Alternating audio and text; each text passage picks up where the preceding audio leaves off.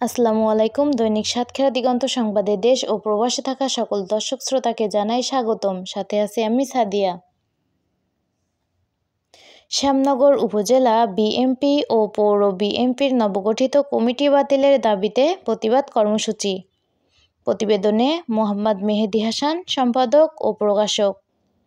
সাতক্ষীরার শ্যামনগর উপজেলায় বিএনপির নবগঠিত কমিটি বাতিলের দাবিতে শনিবার 20 জানুয়ারি সকাল থেকে স্থানীয় নেতাকর্মীরা প্রতিবাদ কর্মসূচি পালন করে। শ্যামনগর উপজেলা প্রেস ক্লাব চত্বরে এ কর্মসূচি অনুষ্ঠিত হয়। এতে উপজেলার শত শত বিএনপি নেতাকর্মী অংশগ্রহণ করে। এ সময় নেতাকর্মীরা একটি বিক্ষোভ মিছিল বের করে, যা শ্যামনগর উপজেলার প্রধান সড়ক প্রদক্ষিণ করে। মিছিলে তারা স্লোগান দেন, অযোগ্য কমিটি মানি না, ত্যাগীদের বঞ্চনা চলবে না। প্রতিবাদ সভায় বক্তারা অভিযোগ করেন, নবগঠিত কমিটিতে ত্যাগী ও পরীক্ষিত নেতাকর্মীদের বাদ দেয়া হয়েছে। এ নিয়ে তীব্র ক্ষোভ প্রকাশ করে শ্যামনগর উপজেলা বিএনপির সাবেক ছাত্রনেতা জহুরুল হক আপু বলেন, আমরা 17 বছর ধরে আওয়ামী লীগের শাসনামলে জেল, জুলুম, হয়রানি ও নির্যাতন সহ্য করেছি। তখন আমাদের দলের পাশে দাঁড়িয়ে আন্দোলন ও সংগ্রামে সক্রিয় ছিলাম। অথচ এই কমিটিতে এমন অনেকেই রাখা হয়েছে যারা গত 17 বছরে আমাদের পাশে ছিল না এবং আন্দোলনে তাদের কোনো ভূমিকা ছিল না। তিনি আরও বলেন, যারা দলের সংকটের সময় একবারের জন্যও মাঠে আসেনি, তাদেরকে গুরুত্বপূর্ণ পদ দিয়ে আমাদের অবমূল্যায়ন করা হয়েছে। আমরা এই কমিটি মানি না, এটি বাতিল করতে হবে। উপজেলা বিএনপির অন্যতম অ্যাডভোকেট আশিক ইল্লাহি মুন্না বলেন, আমরা এই কমিটি বাতিলের দাবি জানাচ্ছি।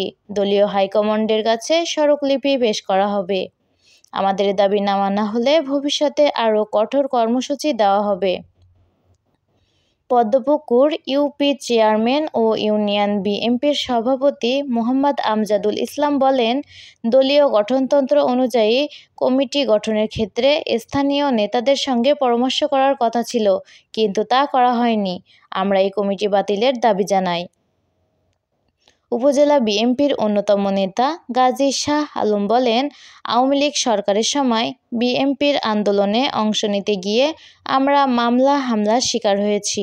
আমাদের অনেক নেতাকর্মী এখনও বিভিন্ন মামলায় হাজিরা দিচ্ছে, অথচ এসব ত্যাগের কোনো মূল্যায়ন করা হয়নি।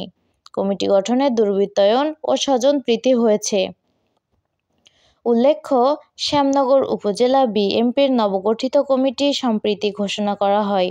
তবে এটি ঘোষণার পর থেকে নেতাকর্মীদের মধ্যে অসন্তোষ দেখা দেয়।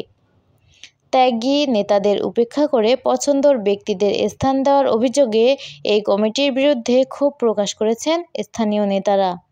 এ সময় আরও উপস্থিত ছিলেন যুবদল নেতা হাফিজ আল কল্লোল, নাজমুল হক, পৌর বিএনপি নেতা আব্দুল হামিদ খান, আব্দুস সবুর, মোহাম্মদ আব্দুর রশিদ সহ আরও অনেকে। যারা বিগত দিনে রাজপথে ছিল না, আহ্বায়ক সদস্য সচিব কর্তৃক দুইটি কমিটি শ্যামনগর উপজেলা এবং শ্যামনগর পৌরসভা গত রাত 9টা 20 সময় সাতক্ষীরা জেলা বিএনপির আহ্বায়ক সৈয়দ ইফতেখার আলী এবং সদস্য সচিব আলিম চেয়ারম্যান।